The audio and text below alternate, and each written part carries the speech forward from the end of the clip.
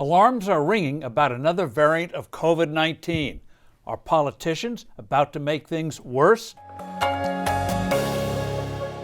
Hello, I'm Steve Forbes, and this is What's Ahead, where you get the insights you need to better navigate these turbulent times.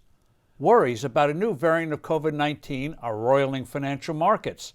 In addition to concerns about the potential harm of the Omicron variant itself, there is anxiety that politicians will take drastic steps without waiting for actual actionable information, thereby doing unnecessary harm to the economy and to the public's health. One example is New York Governor Kathy Hochul, facing a tough primary next year and desperate to portray herself as a decisive leader. She hastily issued an edict curbing elective surgeries in the state's hospitals. She overlooks the fact that in 2020, capacity on an emergency medical ship in New York City's harbor was never utilized. Unfortunately, countless medical treatments and exams were not conducted or were harmfully postponed in New York and elsewhere long after the initial surge of COVID-19.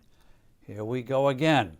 You can bet that Hochul-like governors such as New Jersey's Phil Murphy, California's Gavin Newsom, and Michigan's Gretchen Whitmer will be tempted to follow suit. Hochul and other political leaders will also be tempted to impose other restrictions, such as distancing at restaurants and stores and mandatory mask wearing indoors. Here are three big things to keep in mind here. First, lockdowns don't work. Keeping people huddled together indoors makes things worse, not better, not only for the disease itself, but also for worsening other maladies.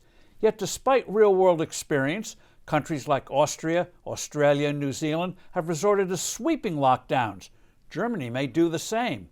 These and other less drastic curtailments would severely set back a recovering economy and throw new sand into the gears of our supply chains. Fortunately, President Biden has ruled out lockdowns, at least for now. Second, existing vaccines will likely work on this new variant.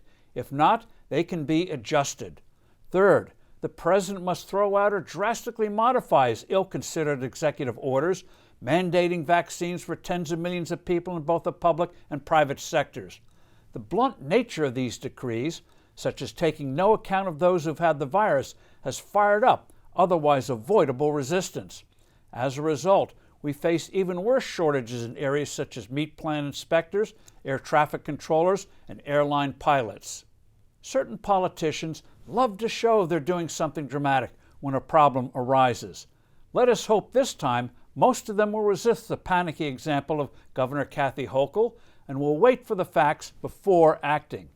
That they'll go for policies based on the facts and not the arbitrary damaging actions they previously engaged in, such as keeping schools closed at the behest of the teachers' unions, and that they will refrain from hyperbole.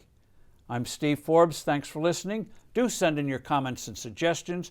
I look forward to being with you soon again.